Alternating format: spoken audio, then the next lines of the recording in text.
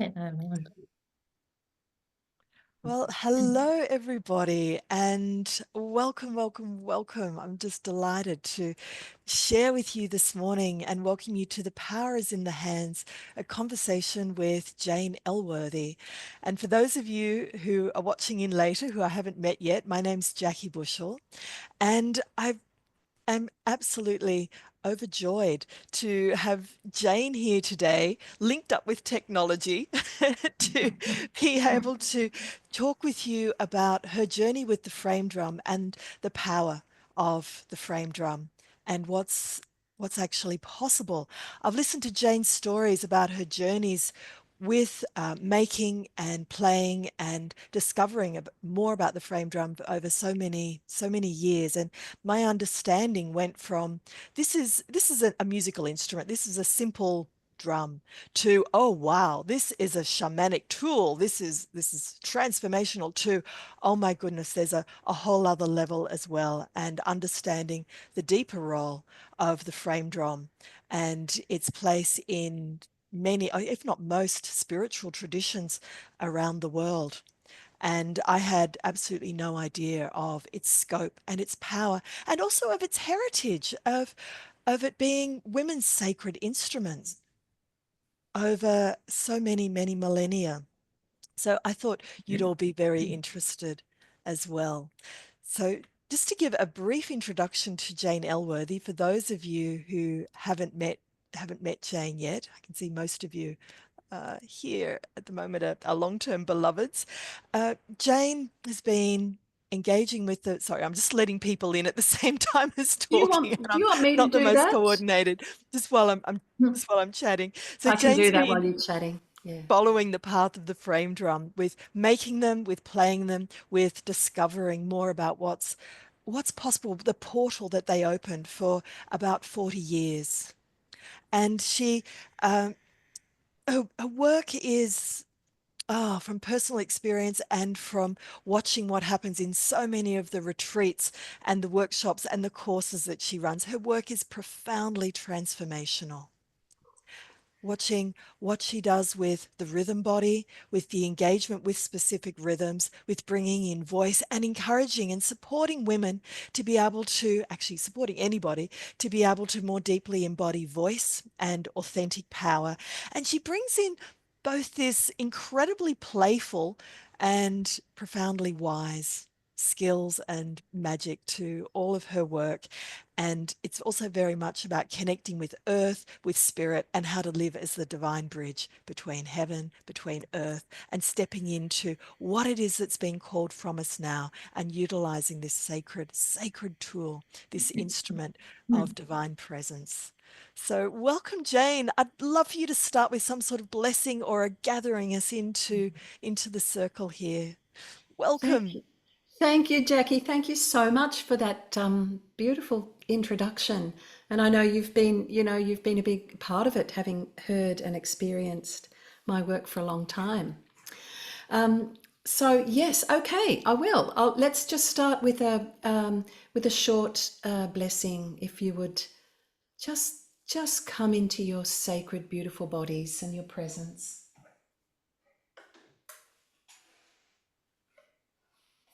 And if you feel to just close your eyes. Oh, and take a breath in. And on the out breath, just let it go with a sigh. Oh, let it just wash out of you.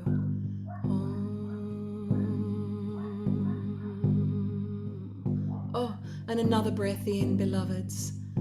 And on the out breath, allow it to be made audible.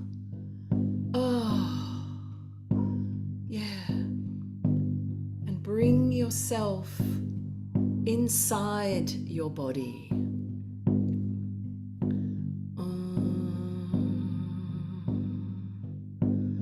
Yes, back home. Ogoe asala ai ishele isala ambuti a anaya. Oke amai o I mbai shala sala o inai. Agaya isaya o ishai mono I inai. Holoya. ga asha asala amdo ina oh igai shai no noya manaya ko shala asala lala nim nim ogo shala ambut sala odo o igai amanaya holo noya manenga ya namone goya mame no anong leana hano anong lengana ya mana ono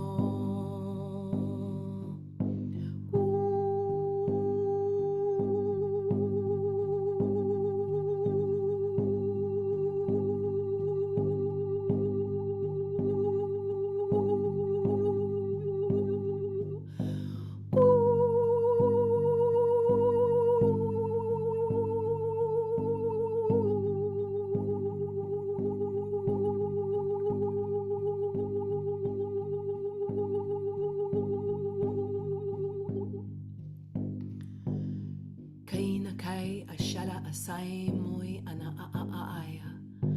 O e mai glaya. Adaksa mandang ala akato o imaklara asai nga aondo o iinay. Baishala. Baishai baishala a iishana mo o iklain. Noona. Baana. Barushka ambusala anda aya. Gaidaya. Oi madakai.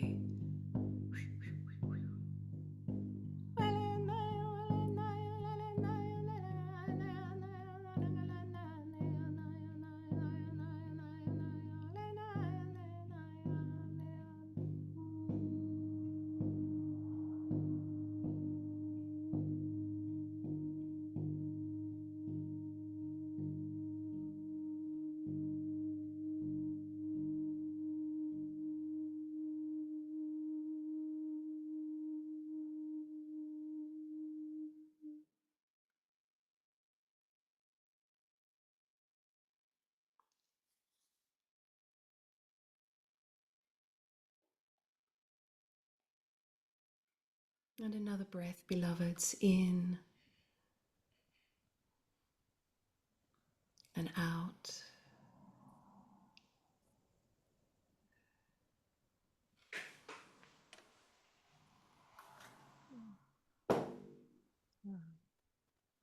Thank you.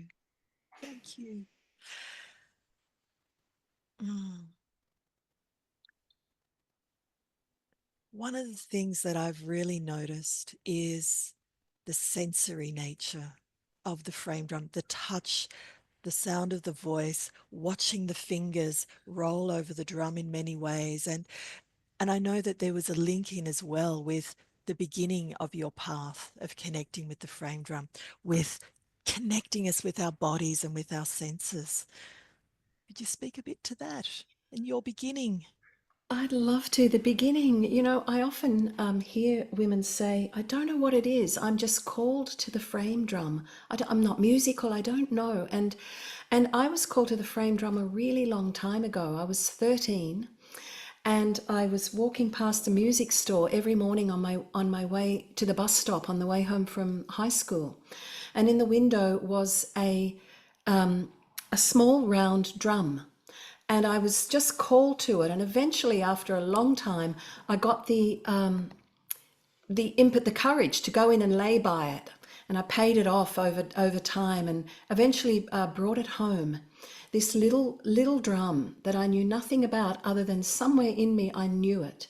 I picked it up and I held it up to the late afternoon light, and I saw the veins of an animal in this drum, backlit by the sun. And then I smelled the drum and I had this incredible recognition. It was a sensory and a smell thing. It was a complete sensory experience for me. And I went into like a shamanic state that said, it conveyed to me, when you grow up, these are the smells, the textures that you'll be working with. So my start, it's a much longer story, but that's the start of the story of oh, actually, I will tell you the next little bit. I completely forgot about that voice that had said that, and then in my wild 20s, I'd been in Sri Lanka traveling, and I'd been called again to a music store while I was there, and I bought just a simple round flat drum. I didn't know how to play it. It was just something in me was drawn to it. I brought it home. It hung on the wall in our lounge room. One day we had a wild party, and the drum came down off the wall, and my friend was playing it with a fork, with the pointy end of a fork. Straight put the fork straight through the skin. A friend of mine said, "I know how to skin a drum." And so we went to his studio. We'd taken off the old skin. We soaked a new goat skin in the water. And when I lifted it out of the warm water, I was washed again with the smell that I'd had when I was 13. And I had a complete remembrance of, oh, that's right. That's right. I was told back then when I was 13 that these were the smells and the textures that I'd be around.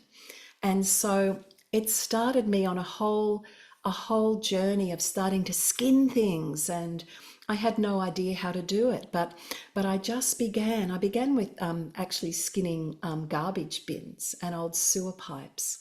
And eventually, there's another story that I probably won't go into right now that eventually led me over to New Mexico and to apprentice over there in the early 90s. But even back in when I started in the 80s, there was nobody knew what a frame drum was.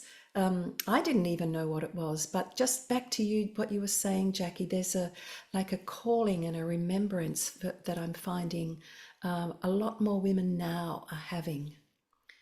Mm. It's Yeah, not logical. They say, I don't know why. There's just something about it that is calling me. mm. Well, with having such a long, ancient history, it would be in our bones, as European women, as women from the East, and I guess in Africa as well. There'd be so many of us, and it was traditionally a women's instrument. It was traditionally a women's instrument, and you're right, European women as well. Women often say to me, "Oh, I don't have a sense of rhythm. Only black people have rhythm." And it's like, no, no, it's just that rhythm was taken away from us a lot earlier. It was women's main instrument of worship and ceremony, transformation, music making, to induce trances, altered states, connect with the divine for thousands and thousands and thousands of years. And I have got a little slideshow. I don't know if that's Yeah. Can I right now. ask another couple of questions Yeah, first, yeah. and then dive into the history? Uh, Yes. so I'd like to actually come back to to you for a moment, and then let's go segue into the history and what it is that is being remembered in our being and why that's so important. But you've often talked about the discipline of it, of what it was that it opened in you, like that sense of you talk about a sense of responsibility or accountability with it. Um, and what do you feel it's opened you to and with, and how? At first, that started with the drum making because I was a drum maker before I was a player. And I really had to learn that creativity is around allowing your materials to shape you. I was, as a double Aries, I have had a little bit of, push in me. And so I used to get the hammer and chisel and smash at it. And when I was learning, before I had teachers, and the timber would go a particular way. And over time, I learnt to relinquish. It's an ongoing practice, of course, but that was in the creative part of the process. Relinquishing, it's like finding that balance in the creative process of letting the materials shape you as well as you shaping the materials. And that's been an ongoing journey. And then with the playing, when I began to start playing the frame drum, it I found that we have this ego that wants to be very, very clever, and we start to do like a simple. I always work with to start with very simple beats when I'm teaching, and people will go, yeah, yeah, I've got that now. I understand that now. Give me something cleverer. Give me something more complex. And it's like, no, no, no. And this was my teaching for myself through the frame drum. How do we just stay? What happens if we just stay with a beat, boom, a repetitious something that is building the power within us slowly. And what I noticed is I reach a point where there's a boredom, and I had to begin to push through that. And once I got through that gateway of the egoic structure, this other whole world just opened up. And it was a world of how rhythm is incredibly healing and transformational for me. Mm. It's like rhythm itself is a gateway that in itself creates a portal. Because you've often talked Absolutely. about the ancestors of being right there, or that communion. I sort of get this sense of it as an instrument of divine communion, of enabling us. It's like a Gnostic tool of enabling us to know divine, create that portal of divine union and Absolutely. earth union. And earth union, and that connection between the divine union and the earth union, because we are rhythm. Everything that's the first sound we hear is our mother's pulse while we're in the womb, and then we come out into a rhythmic world, and we come out with our heartbeat and our nervous system and our pulses. It's rhythm the whole way.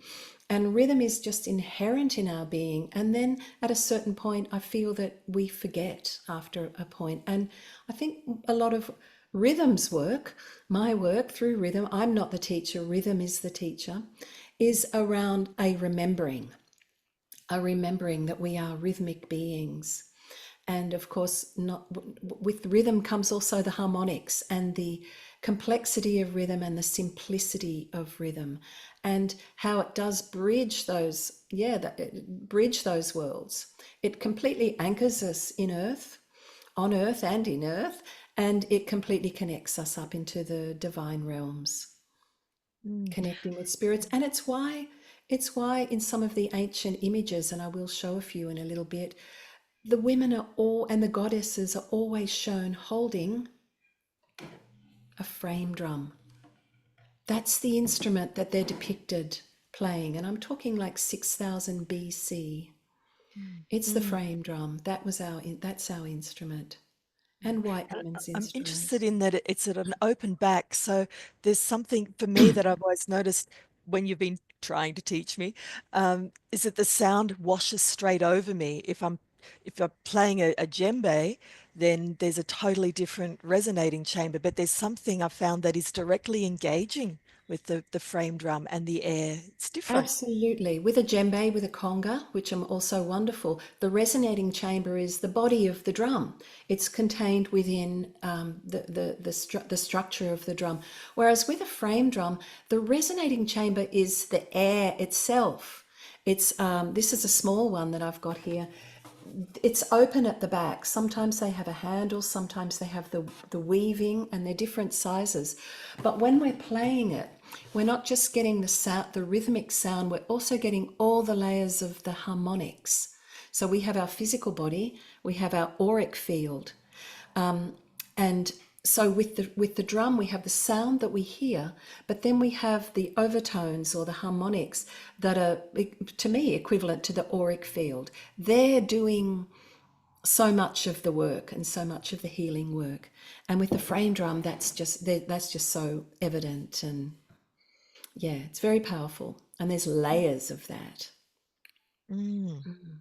Oh, that's a lot. Let's go into your slides and have a chat about the history and then slide it into a little bit more about it. Okay. I've been researching the frame drum for 35 years, back when there was no internet. So some of these slides are a bit grainy because they came photocopied out of library books that I'd find. Excuse me. So let's go here. All right. So um, this is the earliest known depiction. Can you see this? Shall I make this? Trying to make it bigger. You're good. It's good? Okay. This is the earliest known depiction of a frame drum. It's a woman from a cave painting in Çatalhöyük in modern day Turkey. And it's from 6300 BC. And you can see there that she's got a small round frame drum and a thing in her right hand that looks like a lamb chop, which we think is some sort of shaker, or it could be a bone. Perhaps she's hitting the drum with a bone. The rest of the image shows other women dancing around. There's a bison and a leopard. So very much conveying the transcendental nature of the drum in relation to animal spirits, and it's a shamanic tool. This one I love. This is from ancient Egypt. It's about 3000 BC. Some of them I don't know the exact details because I didn't get that info. And you can see here her holding a small round flat drum with her hand on the skin in the earth playing. There's different strokes that relate to the elements. There's a water element, a fire, air, and water. Did I say them all? Earth. And this is the earth element. And so that's her showing us the earth element, this also called the Kali note, the dull sound in the center of the drum. I love this image. The frame drum is often depicted in relation to angels and, like I said, in relation to goddesses. And here we can see some people say that this is the goddess Venus. Some of this is up for speculation, of course. And she's playing this size that I'm holding here. This was the traditional size, about 10, 11 inches in diameter. Now, the men were the hunters of the animals, but the women were the skinners. So at a certain point, and the frame drum evolved from the grain sieve. So at a certain point, a woman has skun an animal and stretched it over a very simple frame, and the frame drum was born. And like I said, it was the main instrument for worship and ceremony for thousands and thousands of years. This one I absolutely love. If any of you have a small frame drum, I really recommend this as a practice, to hold your frame drum over your heart like this. Even if you don't play it, hold it over your heart and notice what happens. This is Lipu Shao. This is the first woman who we know her name, and we know a little bit about her. She was a priestess in the temple of in the temple of the moon, in a place called in Sumeria. Now, 8 measures of meal were allotted to the frame drum. 2 measures of meal were allotted to the sacred well. That just gives a little indication of the importance of the frame drum in these ancient cultures. And this practice is really beautiful. Again, you can see her holding it with the flat of one hand.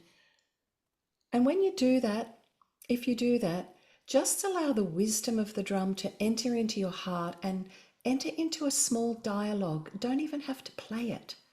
And if you're feeling a bit stressed, if you're feeling a little anxious, take a drum if you have one and simply place it over your heart. Wait for the messages. I do it. It's a practice that I do quite a lot. This is it's basically this one here, just showing you how the frame drums open at the back. Made of Tasmanian oak and kangaroo skin, this particular one. This image is, I love. This is from a Greek vase painting about 2800 BC. And it shows a whole row around the outside of the vase of women playing the frame drum in ecstatic dance. And you can see here with her right hand that she has one finger separate to the others. And this is a particular technique called the split finger technique, where you can do all sorts of rolls and snaps with it. So they were very economical when they were showing us these things. They were also describing part of the practice. So this is a particular style. If anyone's got any questions along the way, feel free to ask.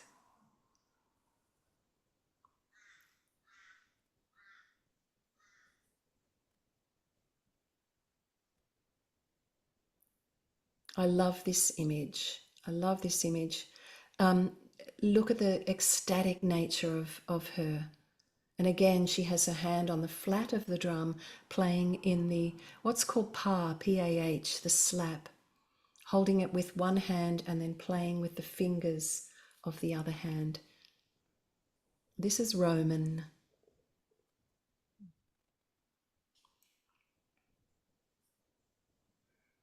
This again is from ancient Rome, and I'll talk a little more about Rome and what happened to the frame drum. But this is the goddess Cybele, Cybele. And the frame drums are starting to get a little larger now. This is about a 16-inch drum. And Cybele was a main goddess that was worshipped and revered through Turkey and parts of the Middle East, and then her worship came down into Greece and into what's now called Rome or Italy and other parts of Europe. So very much became a European goddess. And she is pretty well always depicted holding a frame drum. And she's often also depicted with a lion, her power animal. There's literally hundreds of images of the goddess Cybele. When when the early archaeologists were discovering some of these archaeological sites, and they came up, they dug up some of the statues of women holding frame drums. They had no idea about what they were, and I think it might have been this one on your left where they categorize the sculpture "woman with cake." Here's one I prepared earlier.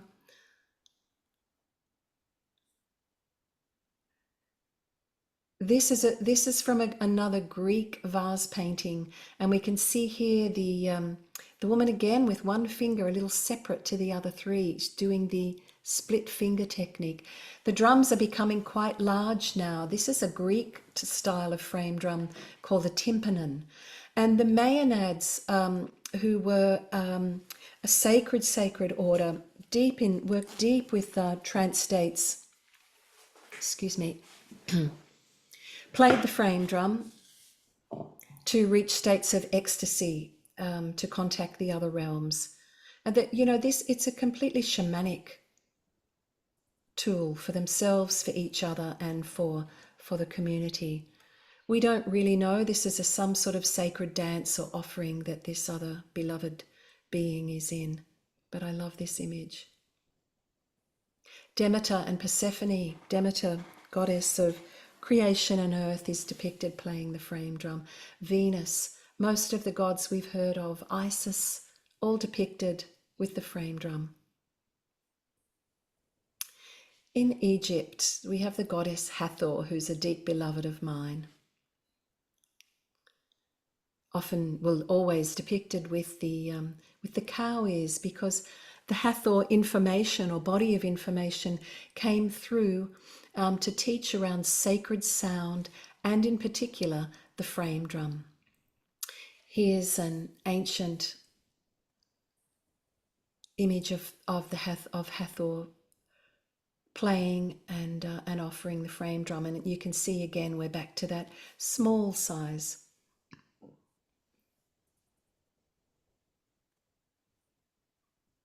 Another one of Hathor offering her frame drum, playing the frame drum to the god Horus, the hawk god, god of the underworld. We can also see there perhaps the alabaster jar. but again, depicting that the frame drum had the ability to commune with the other realms.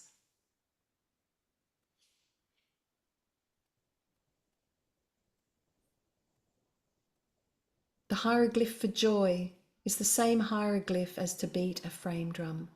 And this image comes from a friend and colleague who's no longer with us, Lane Redman. Many of you will know Lane. Lane and I were doing our research on the frame drum together back in the 90s, and then she wrote the wonderful book When the Drummers Were Women. If you haven't heard of that, it's really worth getting that. Joy. And just quickly, the frame drum also was played, it's in other shapes, not just round. Here's a papyrus image of a woman, a priestess playing like a rectangular frame drum. And this tradition carried on. This is, I think, from the 60s. Group of peasant women playing their frame drums that are square, but they held them this way so that they're like a diamond shape. And this is called the adufe. And again, the women, this is in Portugal, the women were the skinners of the animals and the makers of the frame drum. We'll go to Ireland now. There's just a few more. So many of you might be familiar with the stone carvings or stone reliefs, often in churches, strangely enough, called Sheila na gig. And they're often depicted, it's a woman either laughing or grimacing, but she's always holding her vagina way open. I personally, the frame drum is often associated with sacred sexuality and the transformational nature of that, and also the birth, death, regeneration cycle. Many frame drums and some of those early statues you saw, it's worn off now, but they were originally painted red. The blood mysteries, deeply, deeply connected to the frame drum. And these Sheila gigs, I believe, were the hag form of the goddess Bridget. And of course, some of you may know the Irish drum, the boran. And there's two main rhythms, the jig and the reel. The word jig originally was gig, and Sheila na gig meant woman of power. And the jig became a sacred rhythm in six, played to the goddess Bridget. So I was sure that there must be some frame drum images of these Sheila na gigs. So it took a long time, but I did find a couple. So this is a Sheila na gig from an Irish church, and again you can see the double-headed axe here. And you can see her holding what looks like a frame drum, and you can see the vagina really open.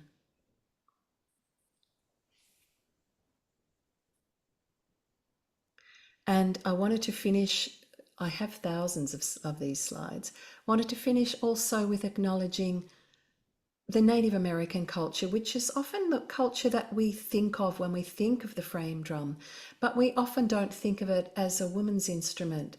We don't know that in the Native American culture either, even though in European cultures and South American cultures, Native American cultures, potentially African cultures, women were the drummers.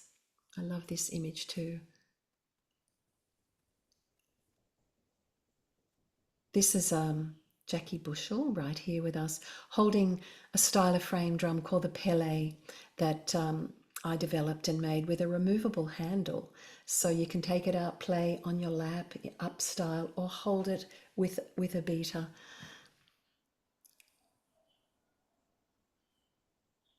And this one we'll talk about in a little while. I wanted to finish now and get back to talking about what happened. Where's the frame drum now?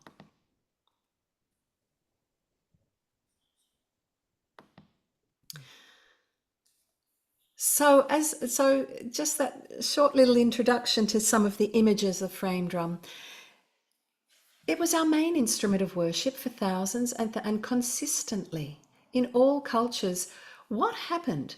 What happened was when Rome adopted Christianity around about, it took a bit of time, but around about 300 AD, it was actually made an act of heresy for women to play their sacred drum. And I'm also talking, as I said, about white women. So all of a sudden the frame drum was taken out of the hands of women, and from then on all you saw, the only depictions of women playing the frame drum were angels. We see in a lot of the medieval and Renaissance iconography, we'll see images of angels playing the frame drum, but it was taken out of the hands of mortal women and put into a realm that, was inaccessible to the average woman. So it was made an act of heresy, and women were burned for if they were, caught playing the frame drum. And when it re-emerged into, and right now I'm just talking about European culture, when the drum re-emerged into the culture, it re-emerged as a military instrument. In the Crusades, it was used for marching and for war. And then the time signatures, the rhythmic cycles that were played was just four. 1, 2, 3, 4 for marching. It's an excellent number for marching. It's the square, it's the cross, it's a good number. There's nothing wrong with 4. It's around order and around structure and around containment. And that's what we need if you're wanting that. I'll just let this person in. But what happened to our rhythms in 5? Chaos and change that brings around altered brain states. What happens to our rhythms in 7 or in 9? What happened to our rhythms in 11 that actually are still played in some parts of Siberia for childbirth, helping with pain? But what happened to all these other rhythms? Each one you take the number 5, for example, rhythm hold bodies of, numbers hold bodies of information. And so when we were limited, when 5s and 6 is still there partly in our culture, and 7s, 9s were taken away from us, what was also taken away was our ability to access those altered states that those numbers can bring about.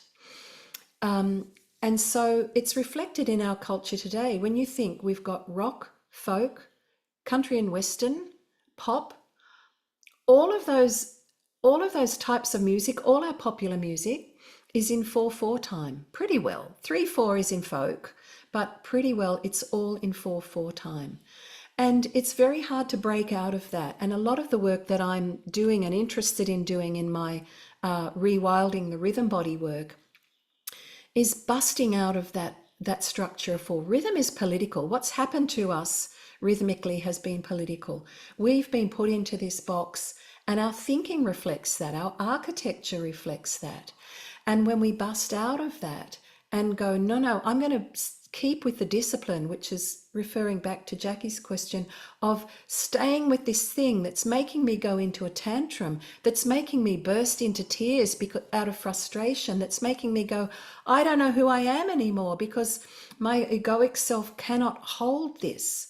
So the egoic self has to leave, and then spirit go, she's ready, she's opened, and in can flood all the new levels of information. And so my dream is that we bust out of this 4 into, and if you think about where we are in the world right now, the structure and the order, the old guard is breaking down. We're in the dismantling now. The 4, the structure of that, and it's crumbling as we speak. And I think as a world, as a global entity, we're moving into the 5. We've entered the chaos. We've entered the change. And when we can embrace that within ourselves, we're going to have a much better time of traversing what's coming. And if rhythm runs parallel with that, and rhythm is an incredible way to bring that into our bodies. So it's like, yeah, I'm familiar. I'm familiar with how to deal. I can run with this. So in a way, it both opens us up to that potential that lies within chaos, as well as enabling us to ride it and to find a new balance. I think absolutely it does. Absolutely. And that's just with the five, but also what happens when we just step left and right? Also the shamanic component of rhythm is also balancing our brain waves. So, we tend to be more left hemisphere focused. So rhythm, one of its transformational properties is to bring into balance the left and right hemispheres of the brain so that we can be more balanced and grounded in these times right now and what's coming, because we're in for quite a wild ride coming. Yeah. I'm wondering if you can do a couple of demonstrations just for people, folks here to hear the difference between, say, a five and a nine, and to get a Okay, sense of well, it. let's do that. Let's do that ourselves. Let's people do that ourselves. So what I'm going to invite you to do is just sit, if you can. If you're lying, doesn't matter. Sit with your feet flat on the floor, and I want you to just step left and right. It's not a particular number. Just like you can just lift up. You can have your heels on the ground, and just lift up your toes, or vice versa with your heels off, and just go chung chung chung. All we're doing is establishing a pulsation. Boom.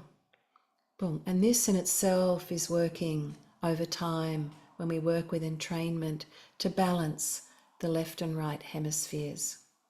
And now I'm going to invite you to just clap on the one of a 4-beat cycle. So you'll just be going 1, 2, 3, 4, 1, 2, 3, 4. And just do that for a moment. You can use your feet as a guide. So there's 1 clap and 3 empties. Just feel how familiar that is. We know that so well. We're going to keep it real simple, real basic. And now I'm going to invite you to bring in a very simple 5-beat cycle where you're going to clap on the 1 and then have 4 empty spaces like this. I'll demonstrate. 1, 1. Feel it in your body.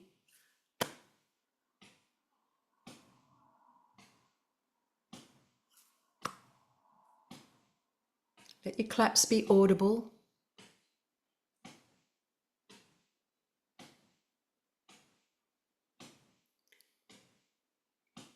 And now pick up the pace. Go a little quicker with your 5.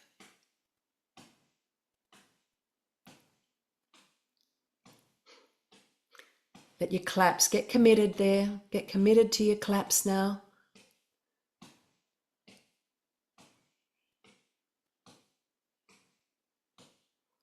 Try 3. Clap, 2, 3.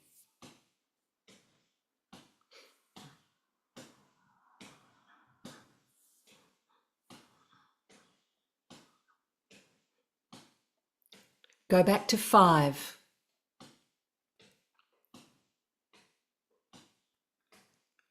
Ground your energy. Bring your energy down into your belly.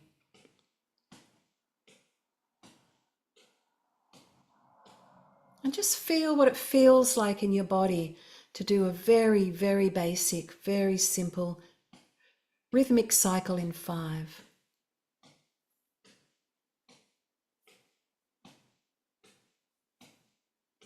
And now go back to 4.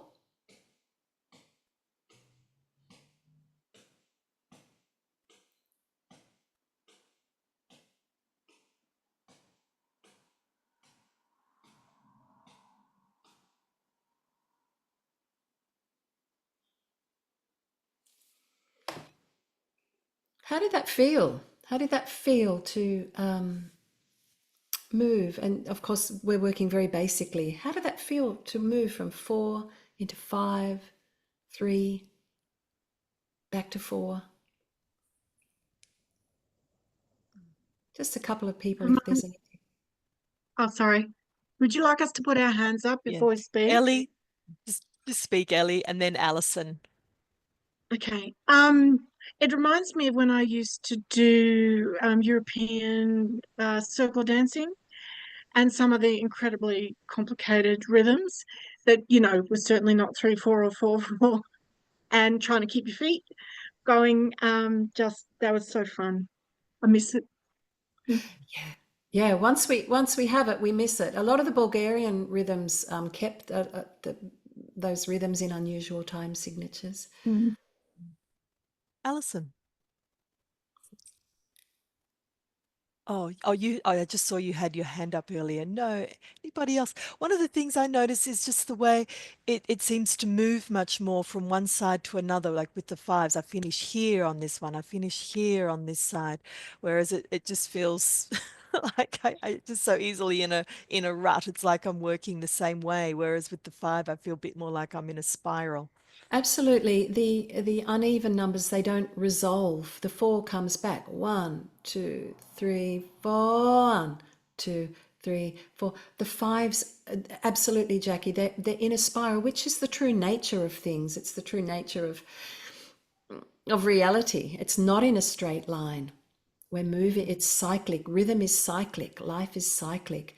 And the frame drums reflected those cyclical nature of the world, Mm. depicted through, how some of the early goddesses depicted playing the frame drum for the crops to grow, playing the frame drum, for the blessings of the gods. On a cyclic, they were seasonal in nature, some of their prayers. Mm.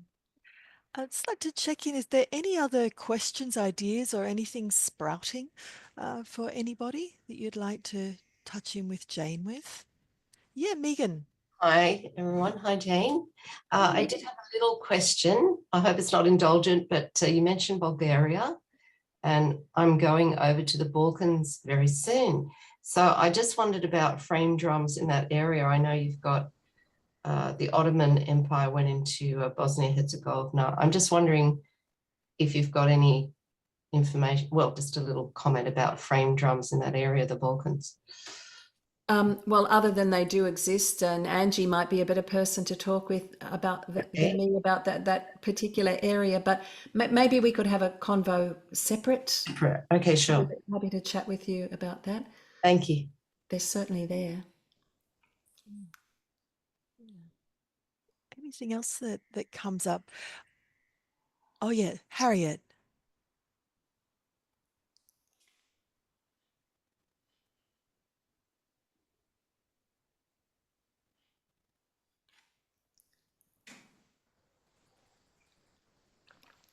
Oh, you're still muted.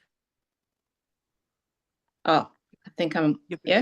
You're good now. It Yeah. felt for me for the five, it had this. Well, yeah, Jane, you're already saying spiral, but also serpent, like that Kundalini, like it was so beautiful and felt very familiar in an exciting. Felt exciting. I was excited. Like it's like yes, Yes. yeah. It was Thank you very so. lovely, very lovely. Oh, Yeah. thank you so much for saying that, Harriet. It is exciting. Once we get over, sometimes it's like, whoa, when we move into these unusual time signatures. But our body does know them. Mm. They were all in us. We know what the cosmic gift of 5, of 6, of 7, each one being a different body, a whole body of information for our psyche. And when our psyche starts to open to that, there is a remembrance. There is a remembrance, and it is exciting, and it's So so thank you. on. Yeah. Mm. That's kind of like the different rhythms, so 5 or 7 or 11. they act on the brain and the body, the psyche in particular ways. So you're saying there's body of information with each of them, which is probably why you talk about the frame drum as a sacred alchemical process. And is this, I can imagine that this is why you're setting up the mystery school uh, whole program, and it's to work with rhythm, with the body, and with the sacred. Oh, absolutely. I mean, yes, absolutely. So I am, it's been brewing for a long time, but I am offering it's called The Power is in Your Hands, and it's a mystery school. So working not only, of course, there'll be all sorts of rhythms from different cultures that we'll be exploring, rhythms in unusual time signatures, but also a lot of the alchemical practices and shamanic practices that and sound practices that go with the frame drum, because it's not just about going boom boom boom, and it's not just about learning clever rhythms. We can all do that. It's around what happens in our being with this, and then to follow that to where it naturally wants to go, so that it keeps opening in us. And because the frame drum was banned for very from their perspective, good reason, because it does close our brain down. It does close our psyche down to limit us just into this little, the box, our rhythmic box that we function from. So the mystery school is around opening that up. As well as having immense joy and working with the voice, always the voice. I mean, the drum has its own voice, we have a voice, and they go together, so that we're working with melody and rhythm and pulsation and rhythm and voice, all mixed in together. So yes, so that is happening. That's live, because I need to see people's bodies. Sometimes when they're stepping, you can see your left leg is an eighth of a beat out. So we need to correct that. We need to work with that, and also because of the harmonics within the drum and some of the practices, I just found that I need to do this live to create create a portal of light is my is my great wish through the So frame based drum. based in Sydney. Um, It's going to be in the for this Blue one, in Mountains. the Blue Mountains. Sorry, yes. It's going to be in the Blue Mountains in July. And I'll be posting more about that soon. But yes, it's going to be 1 to 5 days, 4 nights in the mountains. And of course, that's not everything. You don't have the full knowledge of everything around the frame drum and the practices in that time. But it's an immense start to then we'll follow up with that afterwards.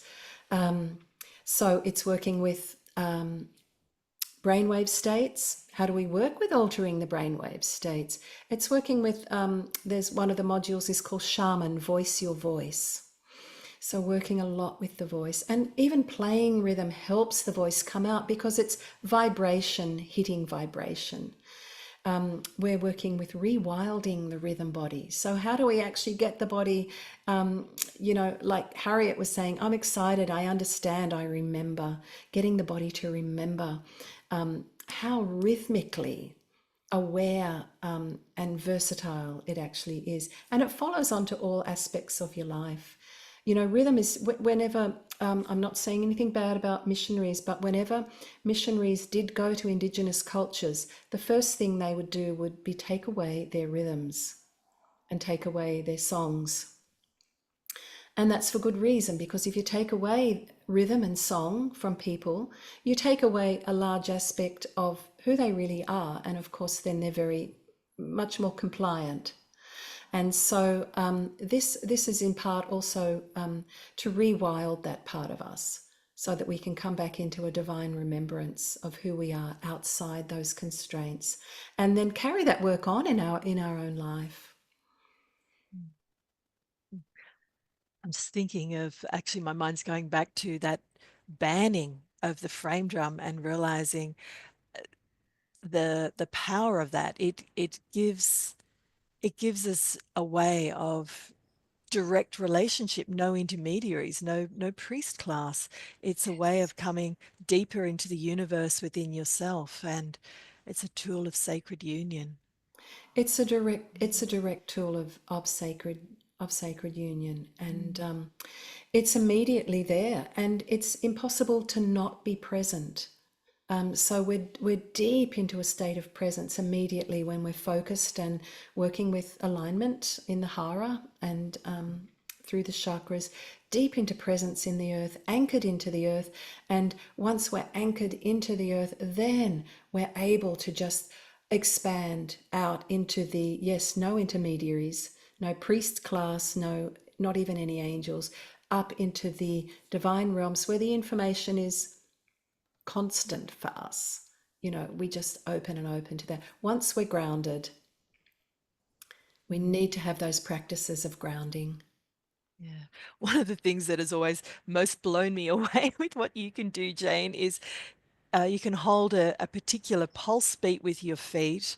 You can be playing a rhythm on the drum and then singing some entirely different melody over the top. So I've really learnt the level of how present that you need to be, but also that something else seems to kick in as well.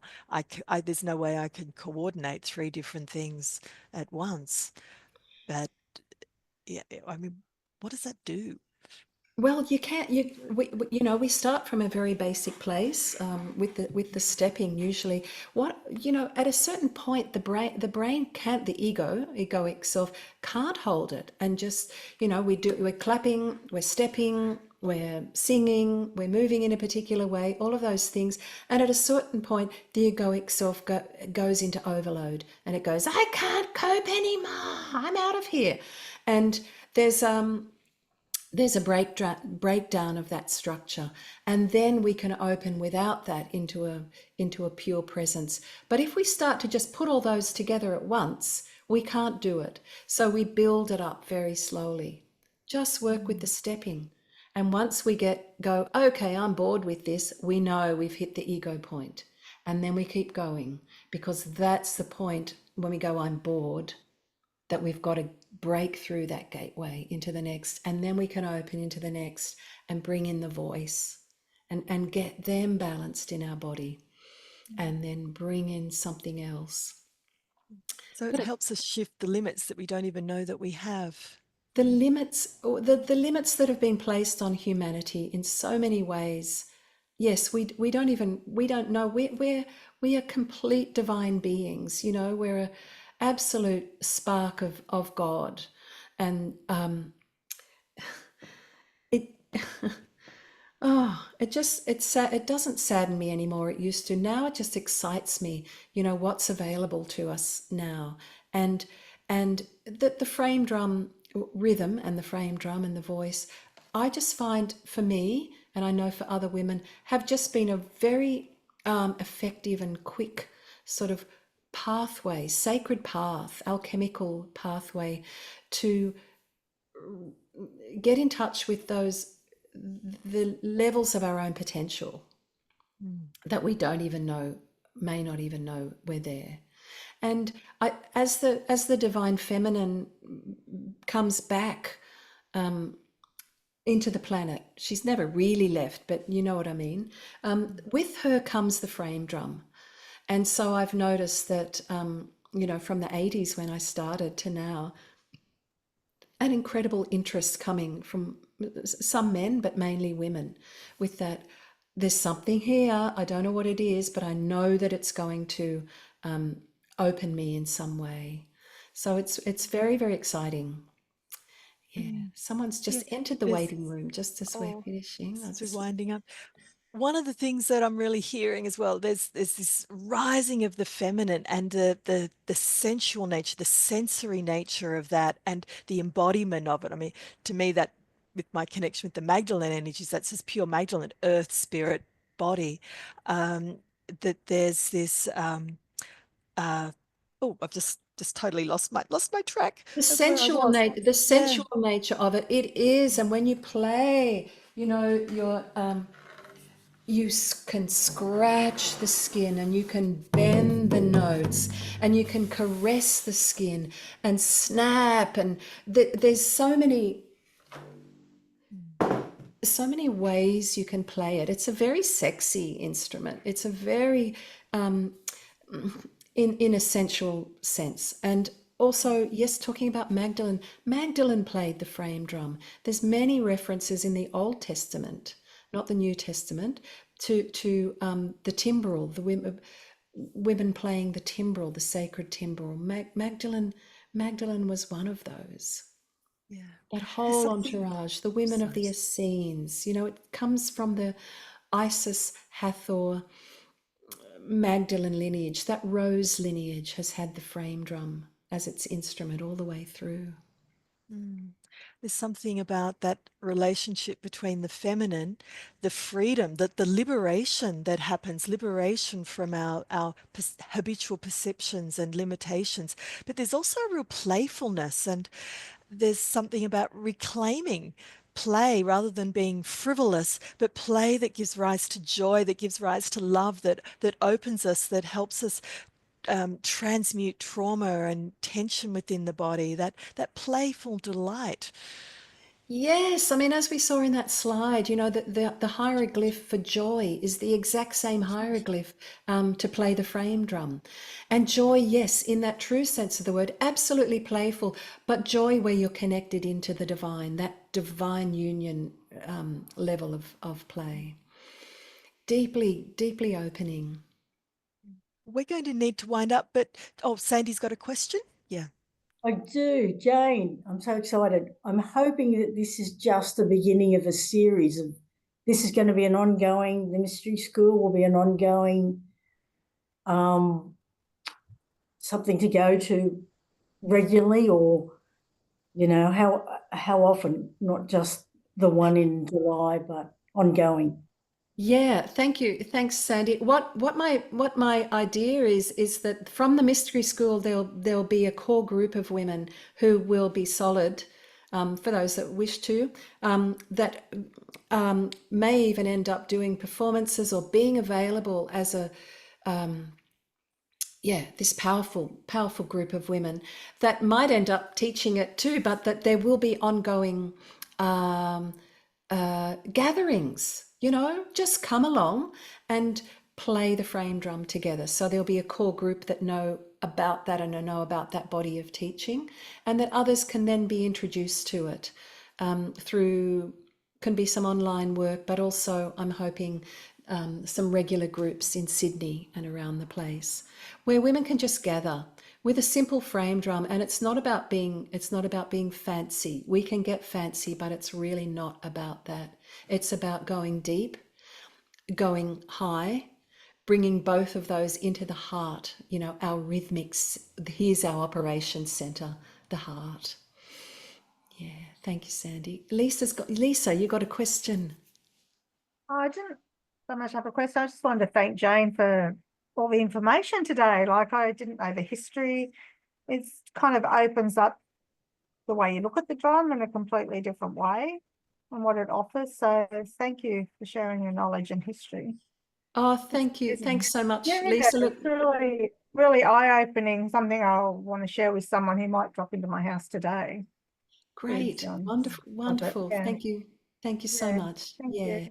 And we just touched on so much today, but just a little I know, introduction. I didn't know the history, and having all those pictures available, it's just so informative. And There's eye-opening. thousands and thousands of images of women with the frame drum. Yeah, and it's you like, unless it's been pointed out, you don't notice that hand drum in all these pictures.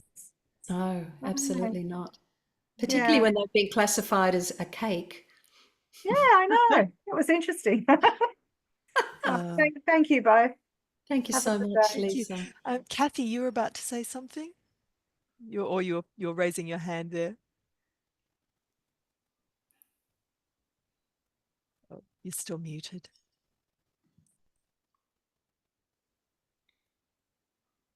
Okay. Just while Kathy's unmuting, I'm wondering. Oh, sorry. There you go. Can you hear me? Yeah, you're good. Yes, I just want to say thank you, Jane and Jackie. you know, that little exercise we did, which was just a tiny taster, was just such a powerful little rhythm. And I felt it all up my back, and I still have the heat up my spine now, you know, half an hour later. And also, I really appreciated being this weekend because this is, you know, this is a big cosmic weekend with Neptune going into Aries. And also, I believe there was a solar eclipse or partial solar eclipse. So it's big energies. And we had another one about 3 weeks ago or 4 weeks ago. We had another eclipse. And these times really hit my body hard. I really have some really serious symptoms going on. I didn't realize what they were till just starting last month, and it's the same that happened to me last night, and I'm still getting through it. So I think this exercise today has been wonderful, just being able to bring the body back into grounding and rhythm. And if this little bit can do this, you know, imagine what going through a whole process of a whole tune with the drum, that would be just amazing. So thank you for sharing that. Oh, thank you. Also Thank you. excited to know that, you know, it balances the left and the right hemispheres, and not only that, the whole body, left and right organs, everything, because that's a message that I've been getting through my spiritual work. That this is one of the Great. problems. Yay. Not Okay, only, what we'll do is I just need to wind on up here. Sorry, Kathy. yes, that's Just right. before we wind up, Jane, I'm just wondering if you could play a 5 rhythm for us, and then we'll just wind up for the day. Play a 5 rhythm? Or Okay. play a 5 or a 9 or something that calls to you, just so we can hear it and feel that. Lovely, thank you. Yes, that would be lovely. All right, I'll play a rhythm in 9. You may, and now, of course, it's not always on the beat. There's the half notes and the quarter notes, but it's just, don't worry about it. Just have a little feel.